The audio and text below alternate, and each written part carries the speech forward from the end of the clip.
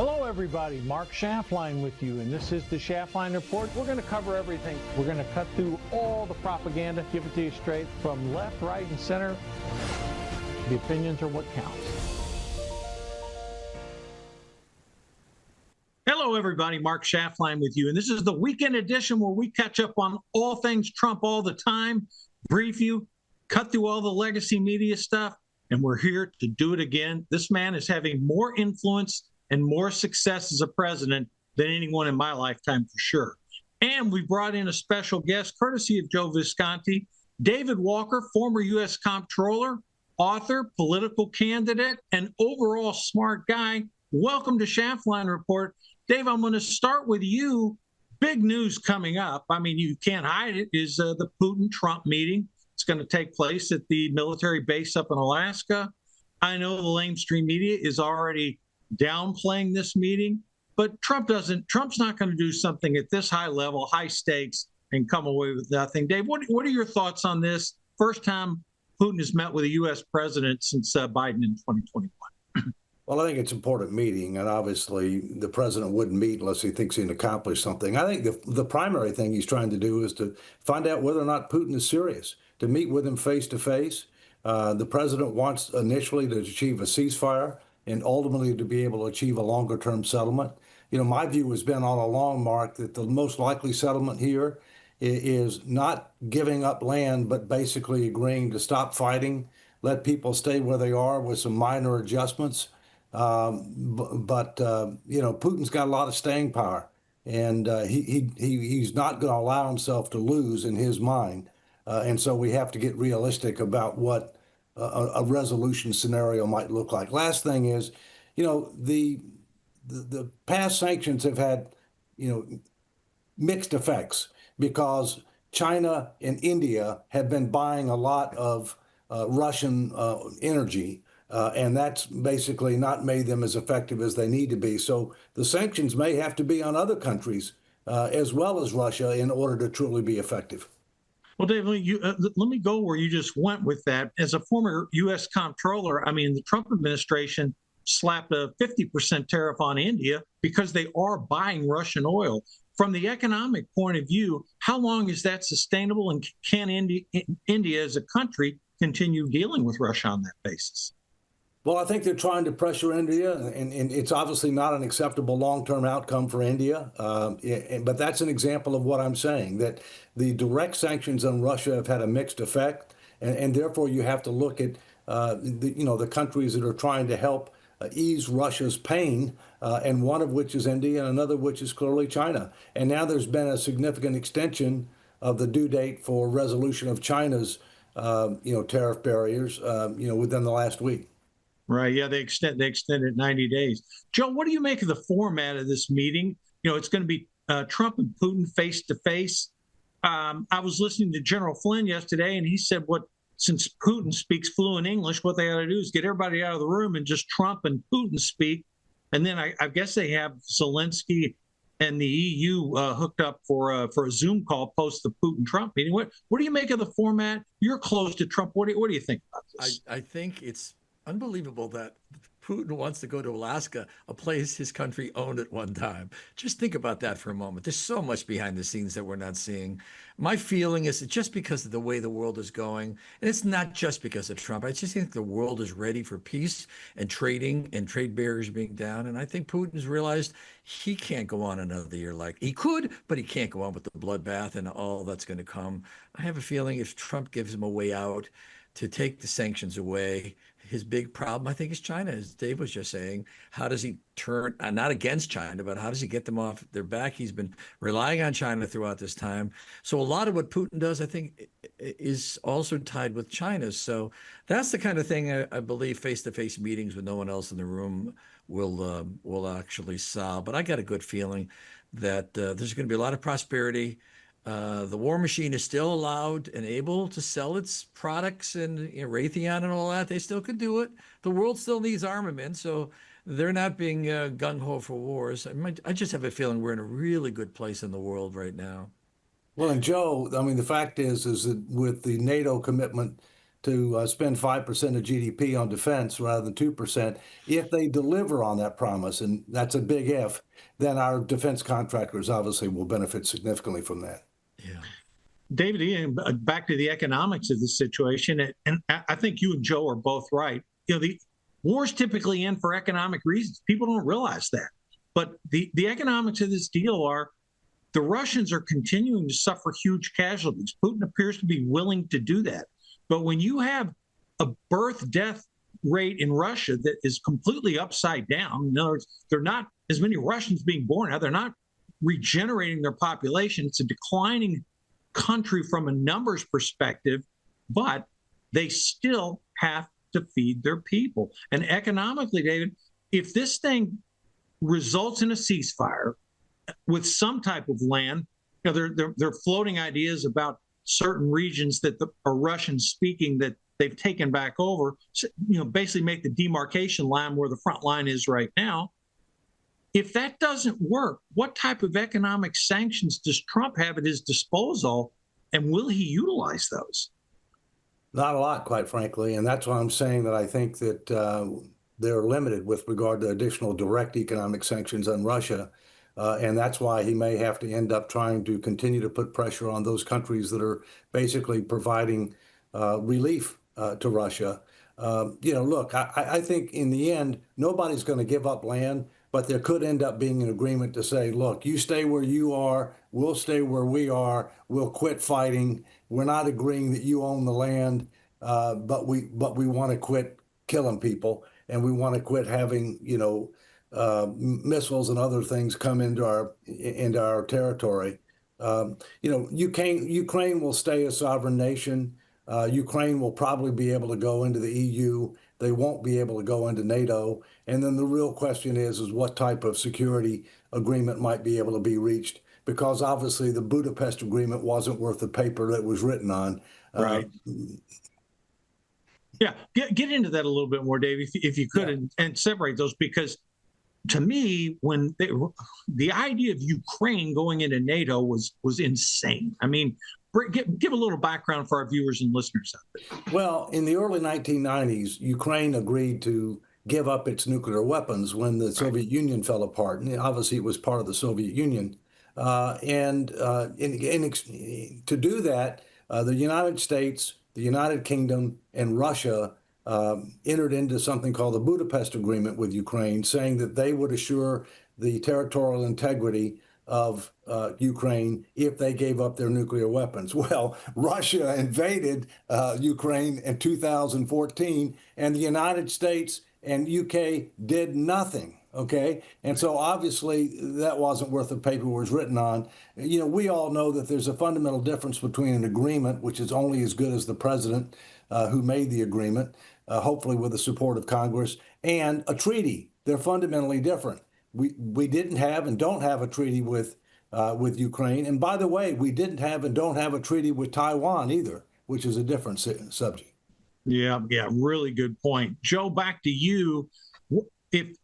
If this meeting is a success, great. I mean, Trump's going to get dozens of Nobel Prize nominations. But if it doesn't produce the results, will there be a future meeting? And how should Zelensky be part of this, given that it's Trump and Putin? Will he be participating with Putin in a follow-up? What do you I don't know, but I think Dave hits on one thing that's important. NATO and their 5%, our war machine, I'm going to call it that, want that money, or we want to keep it going. And so Zelensky and Putin not getting along is actually the friction, I believe, that will sustain the need for the 5% to be spent on military contracts in NATO, all the countries putting their money up.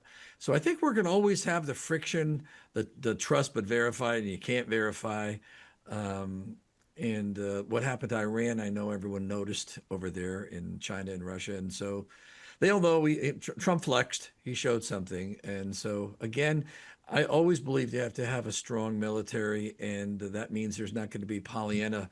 Everyone is at peace and, flowers, and I like to teach the world to sing in perfect harmony. That's not going to happen. We're going to have friction, and it's just the way it has to be, the tension between East and West. But one thing I want to give President Trump a lot of credit for. I mean, he genuinely wants to stop the loss of life. I really believe that. And he's at a unique point in time where he's never been stronger as a president. My God, I think you got to go back to Reagan or maybe FDR to see a president at this level of strength and influence. So, I mean, the opportunity is there, and I am optimistic that something good can come out of this summit. All right, I want to shift to another hot topic, if you will. And Dave, this is in your backyard. I mean, you live outside of D.C., not in the district, but outside of it, I'm told. My sister lives in Alexandria, as I've referenced before. Look, what is the local reaction to what President Trump has initiated in D.C.? I know what some of the talking heads have said on some of the legacy media outlets, but privately, David, I have a gut feeling even those Democrats who are saying one thing out of one side of their mouth are privately clapping their hands after they saw 100 arrests in the first 2 days. Well, I live in Alexandria. I live 8 miles from the Capitol, and I go into D.C. periodically, if you will. And, you know, the truth is there's a difference between the politicians and the police. The chief of police has welcomed the help that President Trump is providing. The mayor has been mixed, okay? The problem is the city council, and the problem is the politicians who really don't know very much and want to make it a political issue, okay? 65% of the people in D.C., according to the latest poll, believe that security is a serious issue. The other thing you have here is, you know, statistics. There are a lot of statistics that people are quoting. They can be technically accurate, but grossly misleading. For example, the crime rate that people are referring to, they say that it's down significantly from 2023 and 2024. Well, there's a problem. The problem is that there's a real question about the veracity of those statistics, because they have at least one member of the police who's on administrative leave because he was allegedly fixing the numbers, if you will. Secondly, there's a difference between what it is now and what it is then. It may be down significantly, but it still may be too darn high. Furthermore, when you end up comparing it to other cities, it is high. And when you compare it to capital cities, which obviously the president has done, it's very high when you compare it to Paris, London, Tokyo, and other cities. And so as a result, it's a real problem. But we also have to understand, Mark, as you know, and Joe, I'm sure, the president has extraordinary powers with regard to the District of Columbia that he doesn't have in every city. And the president is going to request authority to extend his ability to control the D.C. police beyond 30 days, but the Congress has to approve that, and the Senate may try to filibuster it. Yeah, that's a really good point. And I want to touch on something you brought up a minute ago. You know, Muriel Bowser, not exactly a conservative Democrat, she seems to be reasonably okay with what's going on. I mean, she's a Democrat. She has to answer. And, you know, we all know the Democratic Party is the pro-crime party. They want to have no bail, you know, let everybody out. So I'm actually pretty impressed by what I've seen her response so far. And I also want to ask you a question on the statistics side, David. I am told that those statistics do not count crimes by juveniles 16 years and younger. Is that true? That's what I've heard too. I can't verify it. The other thing is there are allegations that they've been downgrading some of the violations so that they don't have to report it, because not all types of violations are reported to the FBI. Look, I think Muriel Bowser so far has been very constructive. Let me tell you who the problem is. The problem is the DC City Council. They are the problem. They are way left. And as you know, in order to have effective law enforcement, you know, the police have to be able to do their job. But in addition to that, the judicial system has to be able to do its job.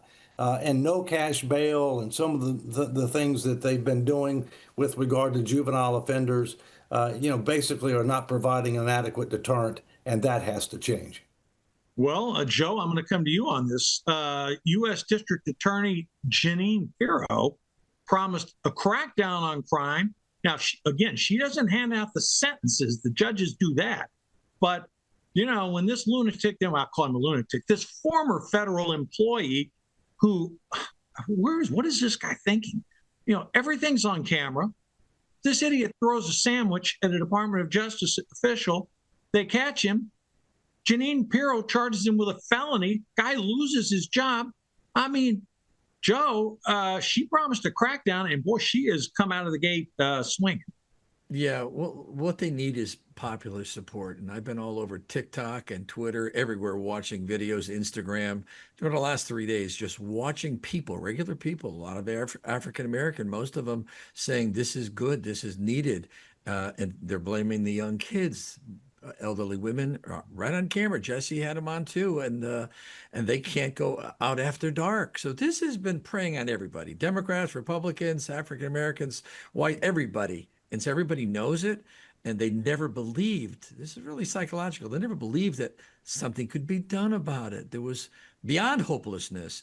And so I think as that starts to sink in the next 30 days, as Dave said, Trump may try to go further. I read about that too, if he can. But everyone's going to see the results, and maybe discipline will come to the police force. Maybe the city council will start looking at this and say, you know what? We can't just keep opposing everything Trump is doing. Again, this issue, like many more, how long will the Democrats, hate to say it, but keep, if you don't like his delivery, we all get it. But the things he's doing are so helpful and are so needed. So I think there's so much psychology happening now. People are realizing, wait a second, we can go out after dark. We can trust our parents that they're not going to get beat up if they're at the store. The social media is just full. Go to the street and you'll always know what's happening with the general public, and that's going to drive the polls. Well, I mean, if the early indications, literally over 100 arrests the first 2 days are any indication, this is going to be a wildly successful program. But David, I'm going to come back to you. Okay, you can arrest them. You can convict them, as Judge Janine has promised to do. But ultimately, the judge is going to sentence them. And I'm going to ask it sort of a rhetorical question. Okay, massive arrest, charges implemented. But if these judges don't put some teeth in sentencing, I don't know how effective this is going to be. It won't be unless there's real consequences for violating the law. I mean, the judges have to be able to impose serious sentences, and they're going to have to be reforms, and those reforms are going to have to be passed by the city council, which is very liberal. Yep. Yeah, you've referenced it 3 times on the show already. Well, out here in California, there is a lawsuit ongoing right now over, did the Trump administration oversee its bounds when they had National Guard and FBI out here in Los Angeles to quell some of the uprisings? That's a pending case right now. We'll see where it goes. I have a feeling the administration, it could go either way. They've had a lot of wins in court, a few more wins than losses for sure, but this is still a pending case. I don't know. Final question, Joe, and then we're going to move on to some economics. Will this policy spread to other cities? I mean, you have residents in Chicago clamoring for it. New York, I mean, you got a socialist up there still in the lead. What do you make of it? Will it go to other cities? It's just a matter of fact. If he does clean it up and the people like it and they start working together and he pulls away and the city council works with the mayor and the police and all that, and they do what they do in D.C. on their own, it's like training wheels. That's what he's putting on the bicycle training wheels for the system. But the system needed an authority, something from the outside or above at his experience. The same thing's going to happen in New York. It's brutal here. I mean, I go to the city next week and we're going to the daytime. I know where I got to go and where I got to stay away from. It's hazardous. Viral New York City on Twitter is putting out videos every day and every night. You're going to see him all over the Bronx, all the boroughs, crime, young people on scooters, grabbing bags, hitting people. Much of it's not reported, but the viral videos are out there. So the evidence sits out there. And so New York is going to have to decide what they want to do. Chicago, the same thing. LA's already kind of in the mix right now with everything that happened there a month ago. So again, the examples are going to be set. And I just think that the general public has to push their elected officials to follow these new programs that are being put out. And I think the public's going to, I think it's a new day. It's like Giuliani did in the 80s, early 80s, except it's on a national level. It's really interesting. I just think about this. The first 2 topics we talked about, had we had a brain dead president like Joe Biden the last time, that people were saying the presidency doesn't matter anymore. Well, that was because it was Joe Biden. You don't hear anyone saying that about Trump. I mean, think about that. Meeting with Putin, He didn't have to do this crackdown on DC, but he did because he wants to. And third topic of the day, this Texas redistricting, redrawing the map situation. David, I'm going to come to you on this again, a Trump initiative. It does appear these Democrats are going to return to the state. Abbott's going to have to call another special session. David, you've been in politics, you've been in government. Give me your analysis. I mean, to me, fleeing the state just looks so cowardly, especially to Texans. They may not like the outcome, but you have to return to the chamber to legislate. Well, it's showmanship. I think it's totally inappropriate for them to do that. I mean, there's a difference between what you legally can do and what you should do, right? I mean, the difference between law, ethics, and morality. They're ultimately going to have to come back. Ultimately, the redistricting map is going to be drawn. Let's talk about a few of the related issues. First, it is the height of hypocrisy for the governor of Illinois, the governor of California, the governor of New York to talk about gerrymandering. Those states have been gerrymandered so much for decades that even if they went back and tried to redraw the lines, they probably couldn't get much more out of it. As Joe and I know, when you get for New England, there's not one Republican representative in the Senate or House of Representatives, okay? And there are a number of reasons for that. So, their claim that, well, if you do it, we're going to do it, and we're going to make, that's a bunch of bull, okay? The legitimate discussion and debate is, should you do this more than once every 10 years? That's a legitimate discussion and debate. And I think, that comes back to legally, can you do it? Probably the answer is yes. Is it a good precedent? Is it the right thing to do? Reasonable people can differ on that. Well, let me give some commentary to what you just said. The governor of Illinois, J.B. Pritzker, was asked about that, and he goes, I don't really think we can squeeze out another Democrat in Illinois, basically admitting, and you look at some of these gerrymandered lines in Illinois, it's insane what they've done, but there are still some Republicans representing Illinois. Out here in California, Gavin Newsom gives a complete false pretense, trying to thump his chest because he's going to be a presidential candidate.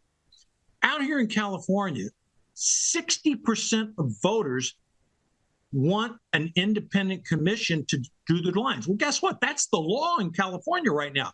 Newsom can't redraw them himself. The legislature can't redraw them. So while Newsom's out there talking a big game, and as Joe and I talked pre-show, he's sending out all cap letters to try to imitate Trump. Guess what? In California, the citizens have to vote to change from an independent commission to allow the legislature to draw those lines. Well, guess what? The approval rating to do that is 38%. So I don't even think it would pass a balloted initiative in California because Californians have dealt with this issue in the past and they're not going to put up with it. So to me, if Newsom tries this, he's going to have a huge political defeat come this November. And it's not even 2026 yet. So you're right, David. They've been doing it. Both sides have been doing it. But I think what's happening, Trump has recognized, hey, listen, Democrats have played this game for a long time. Well, if it's legal, we're going to play the game. So Hochul can talk about what she may do in New York. That's going to be very, very difficult. And then you have other red states like Missouri, Ohio, and my great state of Florida, where we have a great governor. We can all play this game. So I think at the end of the day, with the policies that the Trump administration's doing and with the growth that this economy is going to have, solving some peace problems, solving crime problems. Hell, he's already solved the immigration problem. I mean, when the voters go to vote in 2026, I still believe realignment or no realignment, redistricting or no redistricting. I think this is an aberration. Republicans can hold the House if things continue. All right. Mark, if I can come back real quick. I mean, please. The key is who appoints the members of the independent commission and how independent is it really? Okay. And by the way, keep in mind that under the Constitution, the elections clause of the Constitution, the federal government has the right to set rules for federal elections. And the time may come where the federal government's going to have to exercise that authority with regard to redistricting and certain other matters. Last thing, I would agree with you that President Trump has totally solved the border security problem. I think we still have a long way to go on immigration reform. Oh, absolutely, no question. I mean, the crossings across Texas slowed to a trickle, but yes, we still have a lot to do. I'll tell you, deviate real quick to comment on that. You know, I've seen on the news lately, we talked about this last week on the show, a $1.3 billion detention facility being built in Texas. DeSantis is building another one in Florida just outside of Jacksonville. Did you see where there was applications for ICE agents? 100,000 people applied for these jobs. So when I hear the legacy, you say, well, nobody's going to want to take that ICE job. Well, really, 100,000 people applied for it. So yes, the wall is being built. Yes, detention centers are being built. Yes, people are being extracted from the country. Wow, I got to tell you, on that issue, when Trump promised, he has kept it 100%. So I'm pretty happy about that. He has. The $50,000 bonus probably helps a little bit. Sure, it absolutely could, no doubt about it. All right, hey, all right, I want to shift a little bit here. There's been a ton of economic news.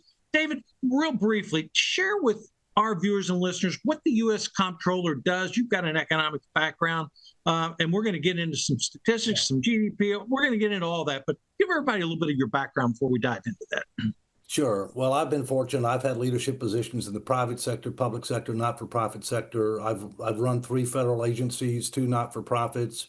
I've been a global partner with the largest accounting consulting firm in the world. With regard to Comptroller General of the United States, in English, it's the Auditor General, it's the Chief Accountability Officer of the United States, and it's the Chief Executive Officer of the U.S. Government Accountability Office, the GAO, which is in the legislative branch. It works for the Congress of the American people. It's a counterpart that was created the same time as the Office of Management and Budget in 1921. So let me hit you with this question, and then I'm going to go to you, Joe. The Trump administration widely criticized for their tariff policies on both the left and the right. The reality of it, a few months in, we are collecting $30 billion a month. The economy is growing right now at about the 2% range. However, okay, and this is the delicate piece we still have to deal with. We don't know the answers yet. Treasury officials come out and say, since Trump has been president, we're running at 2% inflation. That is true. But we've received numbers this past week where inflation was running at 2.7%. Strip out food and energy. I've never liked that idea, stripping out food and energy. I agree. 3.3%. And news that came out this past Thursday, which caused a little bit of alarm, wholesale inflation, which is the producer price index, 3.3%. So, David, I come to you on this. Your thoughts on the tariffs and direct follow-up question, interest rates. Well, several things. One, we had a contraction of 0.5% in the first quarter. We had 3% growth in the second quarter for an average of 1.25%. Inflation's at 2.7%. Unemployment's about 4.1%. The president believes that Jerome Powell is waiting too long to lower interest rates. Clearly, the Federal Reserve waited too long to raise interest rates when inflation was so high. Here's the real issue, and you hit right on it, Mark. The real issue is, what's the ultimate impact of the tariffs going to be? Yes, it's raising 300 plus billion of additional revenue. Unfortunately, we've got a deficit of about 2 trillion. So we still got a long way to go. And the real question is, what is the ultimate impact going to be on inflation? I think what the Fed's worried about is they don't want to lower rates and then have to raise rates later on, if you will. My personal view is if things stay as they are now, we're likely to see a 25 to 50 basis point cut in September, but then the next meeting will end up being in December, and we'll probably have a much better idea of what ultimate impact the tariffs are going to have by then, and then get a better sense of what the Fed may do. Our fastest growing expense is interest. It's our second biggest expense. It's going to be the largest expense, in the not too distant future. And what do you get for interest? As we say in the South, shinola, nothing. Right, exactly. Joe, same question to you. I mean, the deficit did hit 37 trillion. Now, as David mentioned, we're going to collect this year $360 billion in revenue. But again, if you had a deficit of 2, now you're basically down to 1.6. That's progress. But your thoughts on it, Joe? Because I know you got some. Yeah, yesterday I was giving it a thought, taking a long ride to the beach, and about Trump, what he's going through, his own biography. And I think there's a lot of gambling going on. He's had to make these moves because of what the Biden administration has done after coming out of COVID and all the things that we all know about financially. And I think he's he's optimistic. He's always going to show that side. And I think the tariffs will start to work out if we can have world peace and world trade, where you really have global trade, every country with every country, rather than the barriers. But I think this is a big, not a gamble on tariffs, but a big gamble, as Trump has had the experience with his casinos, and when everything was about to be lost, he's reached out. I think he keeps it private, but we've been in a treacherous place. And I don't think he had another answer to get out of it where we are. And he just couldn't rely on income tax and an economy that was shattered. So he had to make this move. I think history will start to prove it. And I'm not sure it was just him. There must have been some deep thinkers financially, people like Dave Walker, maybe behind the scenes, working with this. I don't believe it was his idea. This is that we were in jeopardy, and we're not out of jeopardy yet. And so much depends upon peace in the world, and NATO and Ukraine and Gaza and Israel. So much more than we realize to come out of a place that the world was in since COVID. Well, Joe, let me add a couple things to what you just said there. From a deal perspective, think about what Trump did in the past week. He cut a deal with NVIDIA and AMD, Advanced Micro Devices, to allow them to sell chips in China, albeit not the top 1 or 2 tiers of chips that NVIDIA produces. They can't sell those. But he is allowing chip sales to China in exchange for 15% return to the U.S. government right off the top. I mean, that a lot of people are taken back by that, but hell, the CEOs of both companies were okay with it. Trump initially wanted 20, they settled on 15. To me, that's a good thing. And David, like you mentioned earlier in the show, U.S. and China extended by 90 days on the negotiations on the trade deal, and we already talked through the numbers about where things are. So, boy, I got to tell you, when you really add it all together, yes, it's unknowns, but I'm in your camp, sort of, David. I really believe that September it's 25 or 50, and I'll tell you one thing. Stock market's at an all-time high. I want to get your perspective on that, but I believe it's at that all-time high, not only for what it's producing now, but expectations coming in September for that 25 to 50 basis point cut, Dave. Well, as you know, Mark, the stock market is basically about the future. It's basically trying to get a sense on where things are going to be 6 months from now. And I think general sentiment is that if things stay the way that they are, that we're likely to get some cuts in September. But nothing along the lines of what the president has asked for. I mean, the president has asked for very dramatic and unprecedented cuts, if you will. So we'll see. Yeah. Well, even the Treasury Secretary, who is really lighting up Wall Street, I mean, very well respected, he even came out and said, the Fed needs to start acting because they are too high. I think we're going to come to a crescendo, I think, in September. And I'm optimistic the right thing's going to happen. Okay, we got to take a quick break, folks. 60 seconds. We'll be back. We have so much more to cover. Dave and Joe will be back in 60.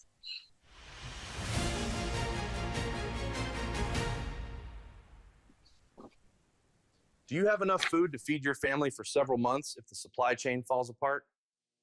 If not, why not? There is no guarantee that grocery stores or even local farmers will be operating in your area if circumstances change. The problem is that most survival food sucks. That's why we get long-term storage food from Heaven's Harvest. Their food doesn't suck. Heaven's Harvest uses all natural ingredients that they freeze dry to maximize taste, nutrition, and shelf life. They source their foods locally, right here in the United States. They even offer heirloom seeds so you can grow your own food. It's the kind of food that you and your family could enjoy every day. And the way things are going, that might just happen. Visit patriot.tv/food. That's patriot.tv/food and use promo code PATRIOT at checkout. Don't wait. Stock up on long-term storage food today before food prices start rising again.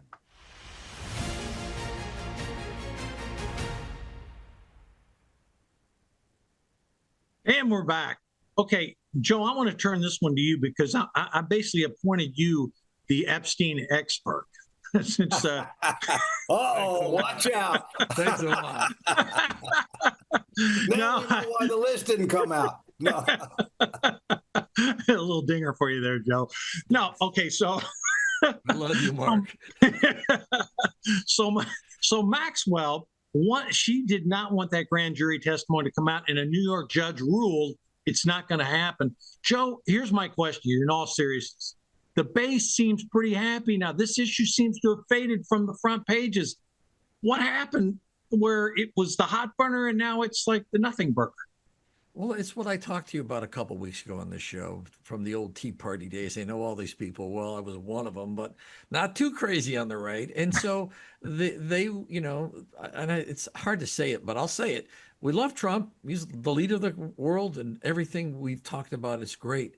But the base still is old Tea Party. It's that 30% of people that get out there, go to the rallies. We're out in the streets for years. When Obama was president, we had no power. And so when we see something weird, we're going to say it, even if he's the president. I think the media and the left never knows that. They, we're just no, we're not brainwashed. I mean, I came out when he wouldn't, when he didn't give us time to read the bill in the first term. And it's like, no way. We held rallies all over Connecticut because read the bill, Obama, read the bill, Boehner and all that. And so that thing there, the base got to have it say, and then we're seeing Trump made some moves to try to get what he could. And I think this thing is going to work itself out if Maxwell actually did,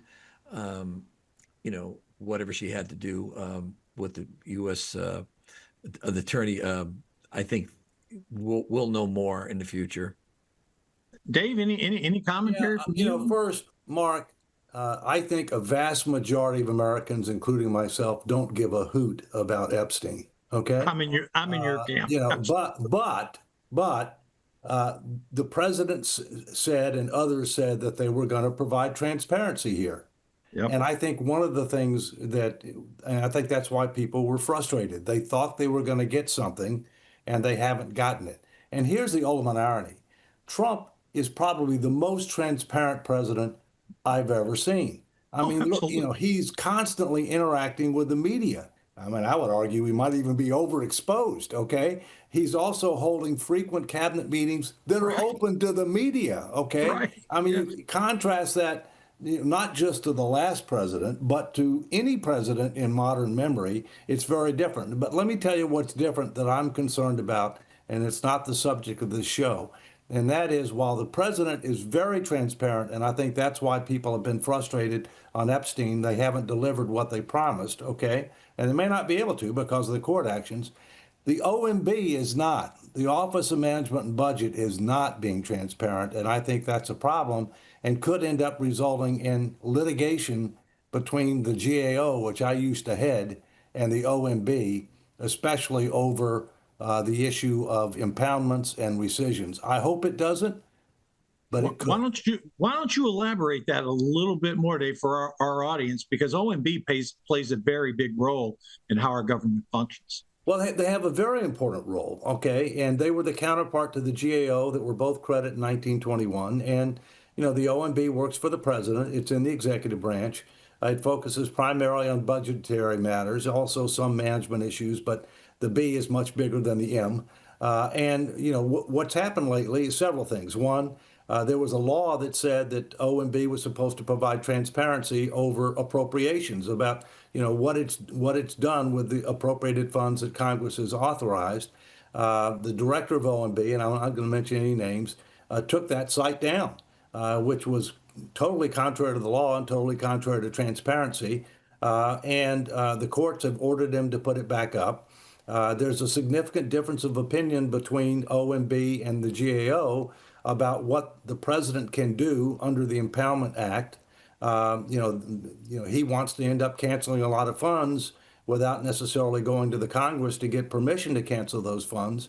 I think that's one of the reasons that Elon Musk got frustrated. You can cancel all the contracts you want, you can cancel all the grants you want, but the money's still got to be spent unless Congress rescinds it.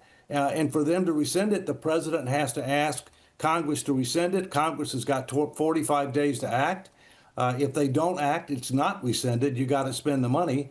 And Elon Musk, I think, got very frustrated because he thought he had come up with a huge amount of savings. And in reality, it was a very small fraction of what he thought because they only rescinded $9 billion so far. Let me ask you this, David. Like Trump got a victory this past week when a 3-judge appeals court ruled this is the USAID money, that Trump does have a right to cancel that, and the court reaffirmed that. So will that ruling from that appellate panel make it easier for them to claw back spending on a go-forward basis? Here's what people aren't talking about. All the court said was that the parties that sued did not have standing to sue. The court did not reach the merits. So the court has not decided the issue of what the president has the authority to do or not. I know this firsthand. I'm the first and only comptroller general that's ever sued anybody in the executive branch. I sued Dick Cheney when he was vice president over the National Energy Policy Development Group. It was dismissed due to lack of standing. They did not reach the merits. We won in the court of public opinion, and we never had a problem again. And several years later, we got the law changed to make it clear the Comptroller General can sue. In this particular case, with regard to impoundments and rescissions, the law is very clear that the GAO has the right to sue. In fact, the court said that only the GAO has the right to sue, which may set up a confrontation that could manifest itself before the end of this year. Hopefully it can be avoided. Folks, you don't get information like that on any legacy media. That's why Schaftlein Report, Patriot.tv, Gateway Pundit, those are your sources. Joe, same question to you now. Your thoughts on what Dave was just talking about? Yeah, so my inner fears that I don't voice publicly are what Dave is speaking about. Transparency where it matters. The selected class of workers, there's a lot of things Trump is doing. They may not hold true. They may look good on TV, on Fox News, but at the end of the day, how are we going to transform the workforce, the dollars that are appropriated? And the Democrats, I think, know this, and why they're not playing it is beyond me. And they're just doing anti-Trump stuff rather than really hit it. I think there's no intellect left there. Anybody, Schumer's gone, Pelosi's gone, not mentally, but it doesn't matter to them. AOC, the rest of the squad, this is over their head. And so this is really where the opposition should be. That's what an opposition party's for, to actually do these things. And really, like Dave did with Dick Cheney, which I'm glad to hear. We loved Dick Cheney before, but then we didn't love Dick Cheney. But what a hell of a world. But that's what the opposition party, and they're not doing their job. They have so much Trump derangement, and Trump knows this. He's probably laughing every night going, I can't believe they didn't make a move on this. And who do you have as a Democrat? Newsom? What is he going to say? No. He's doing capital letters on Twitter. So everybody's taking the bait, and they're trying to be Trump rather. And I think if they're going to rebuild the party, some level-headed players are going to have to, like Rahm Emanuel was speaking about, come back. Obama's still under siege with everything that Tulsi's doing, and whether anything ever happens to him, which it won't, it's still going to come out publicly. So all that old stuff is going to get rehashed, and we're going to sidestep the things that are going to matter that can end us up in court, as Dave is speaking, by the end of the year. So I shouldn't have invited Dave on. No. You've unleashed the genie now, buddy. This is going to become a regular. I'm just giving you the fact. I listen. You gave me a perfect segue, and I'm going to turn it back to Dave here. Look, the Russia gate issue. I don't think that's going away. I think we've just started unpeeling the onion here, if you will, Dave. If again, from my perspective on the outside, it looks like Clapper, Brennan, Comey are at the tip of the spear on this. I know we don't have the inside information, but you've been close to it. Will investigations lead to potential charges, naming those big three as the primary culprits. I know you can't go after Obama. Trump's okay, well, let's say several things. Okay, from the standpoint of the American people, okay, this is not the same as Epstein, but I think most people are not absorbed with this because the president got reelected, right? Yeah. And were there, I think that the people that are the most at risk are the three people that you mentioned, and they're the most at risk because they may have lied to Congress, and that is a federal offense.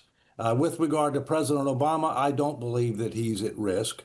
I mean, his reputation could take a hit, but I don't believe he's in legal jeopardy, if you will. And time will tell.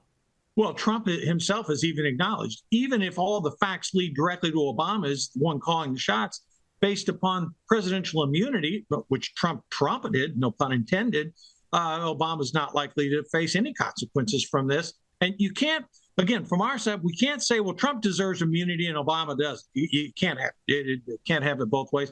And Dave, I agree with you too.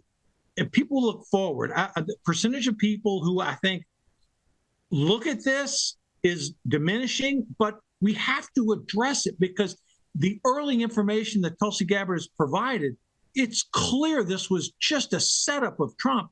And think where Trump would be had he not won election. The man could be behind bars right now. That's third world country type stuff. And it was all created by somebody and initiated Clapper, Brennan, Comey as the ringleaders. Well, I think Schiff is at some risk. Oh, yeah.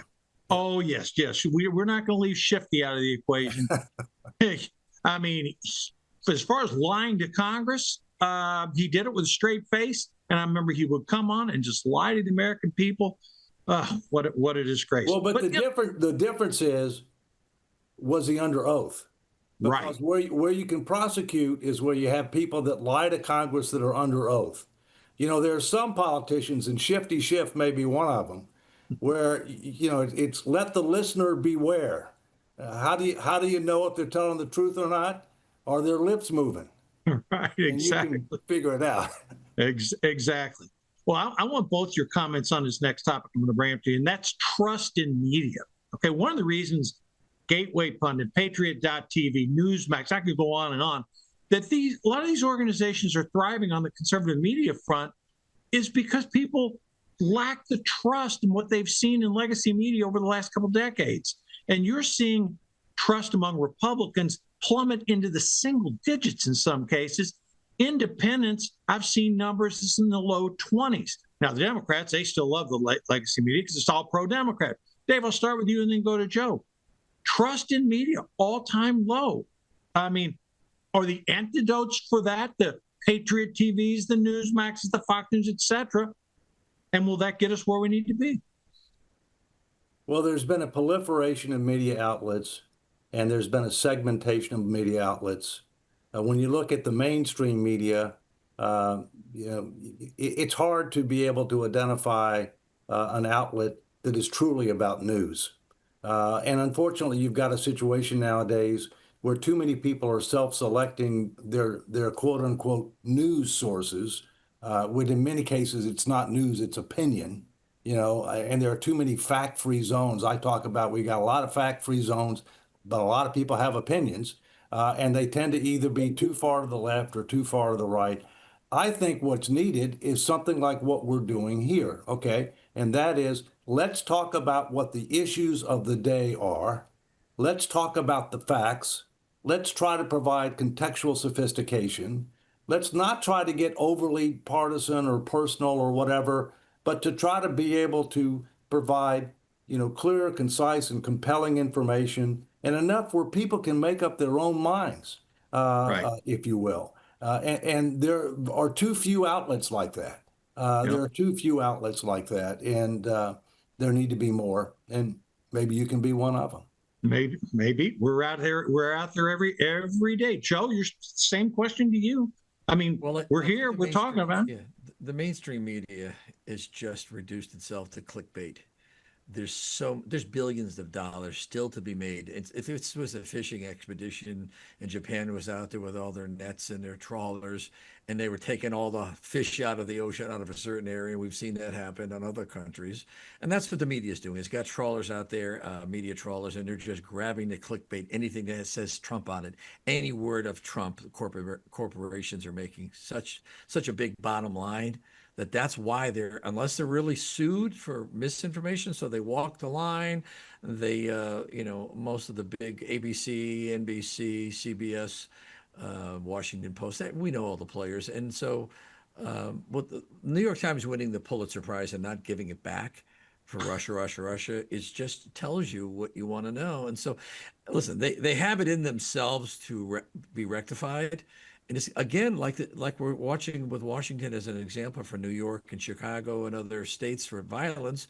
The news media is going to have to find one good outlet that reforms itself. We saw that with Twitter. We saw Zuckerberg come back with Facebook after Trump got elected and all the things that were occurring. So it can happen, but everybody has to, Dave said it, you have to have, ethics, that word ethics. We can't use the word morals anymore, but we can use the word ethics. And it's just, there's too much unethical behavior.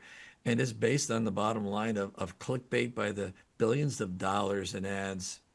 Yeah. And another key word, Mark, and Joe, I'm following up on Joe's comment, integrity. If you don't have integrity, you don't have much. Yeah. In the media, you have to have that. And we've seen media superstars just float by the wayside because they sacrifice their integrity. And for what? I mean, it's real interesting. I think back to 2014. I know you guys are both remember this, but people think, well, when did Trump really decide he wanted to be a politician? When he got insulted by Barack Obama at that White House Correspondents' Dinner. I think it was 2014, and I could see the steam coming off Trump's head. And look what we have now, a two-term president. Okay, need to shift on to another, quote, deadly serious issue. And we talked about the Russia-Ukraine conflict earlier. Meetings taking place, on that. But we need to talk about what's going on in Israel, Gaza City. Benjamin Netanyahu has basically said this war will end when Hamas is defeated, when we can liberate Gaza and get our hostages back. David, I'm going to turn to you on this one. Again, the idea of rescuing hostages, I know it was floated. I see zero chance of that happening. What do you make of the entire situation right now, and what's it going to take to resolve this? He hasn't defined the terms that he's talking about, okay? Gaza has been destroyed. When you look at images of what's happened in Gaza, Hamas has been significantly degraded. Yes. Clearly, Hamas cannot have any role in any governing instrument in Gaza. But it's not clear to me what his definition is that they have to be destroyed. Okay? I hope and pray that we can get some of the hostages back. I think there's about 20 that are presumed to be still alive. A number of others I think there's another 30 that are presumed to be dead that obviously we'd like to retrieve their bodies as well. I think it's going to be tough. I think basically what he said now is that, he's going to take the gloves off. And he's going to do everything that he can to try to destroy as many people associated with Hamas as possible. But again, I don't think he's really defined what does destroying Hamas mean. You're not going to get them all. No, and I'm never going to get them all. Part of the problem, and Joe, I'm going to turn to you on this, is they've killed 90% of Hamas leadership.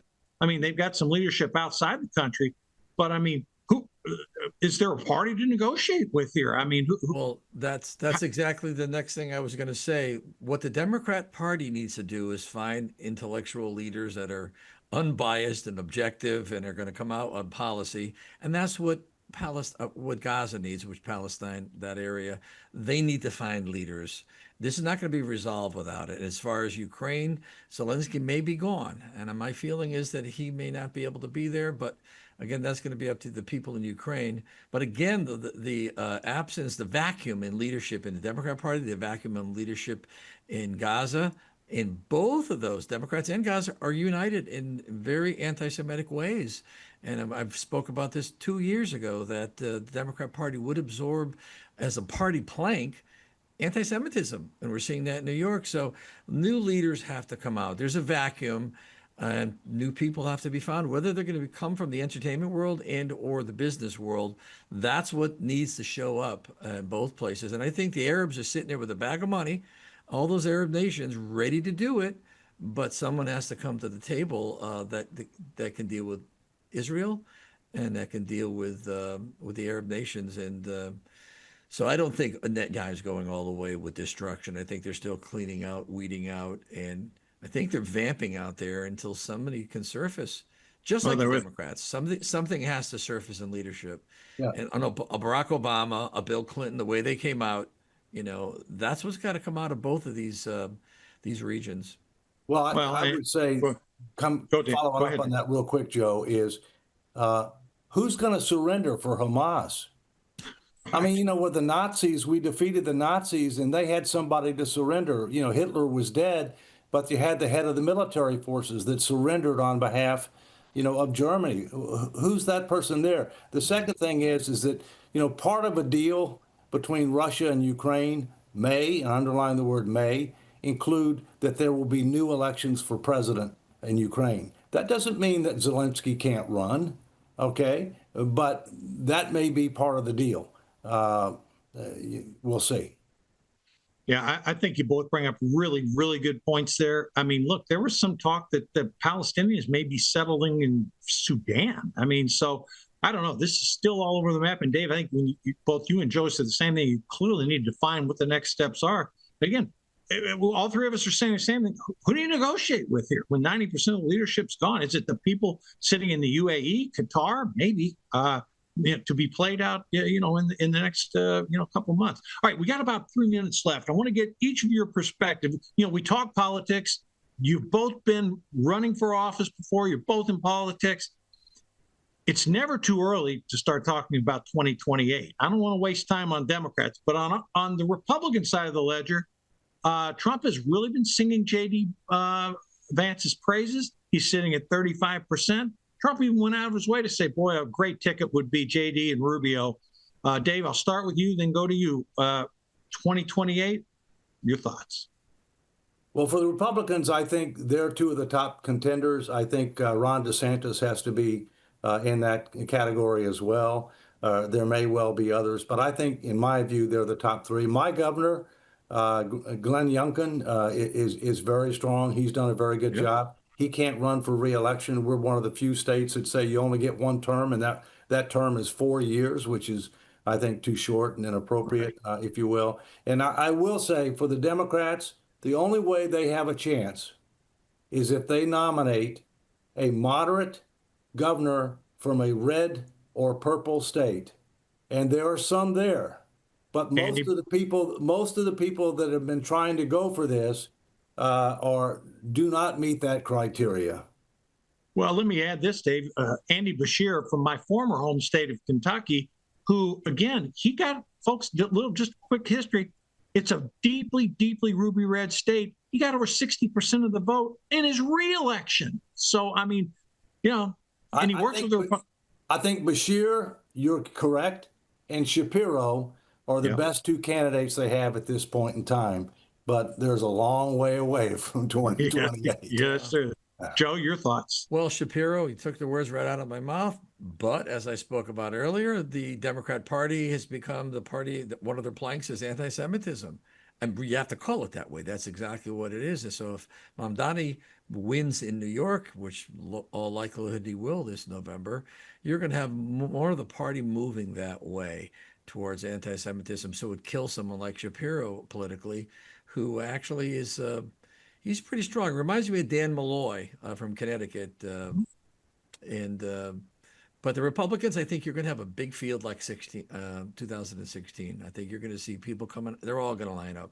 J.D. Vance is not going to win it all, no matter what the polls say. He may win in the end. Vice presidents usually don't. He does remind me of George Bush Sr. From Yale, kind of tall. He's got that thing. He hated Trump, like voodoo economics with Reagan and Bush way back, but he may take it. There's going to be a nostalgia like we felt when Reagan was gone and he couldn't run again. People are going to feel that vacuum in their heart. Even if they don't love Trump, they're going to go, oh, God, can we trust somebody to carry this mantle to keep winning? That's what may lead Vance to win, that he's an understudy for Trump. And I think Trump stays out of it, and I think it's going to be a huge field, and Trump's going to enjoy the watching it all. Well, I got to tell you one thing. I've had the privilege of working with Dave Walker and Joe Visconti. Dave, our first time together. I hope we come back many more times together. An absolute pleasure having you on the show. Joe, you and I have done it 5.5 years. We're going to continue to do it.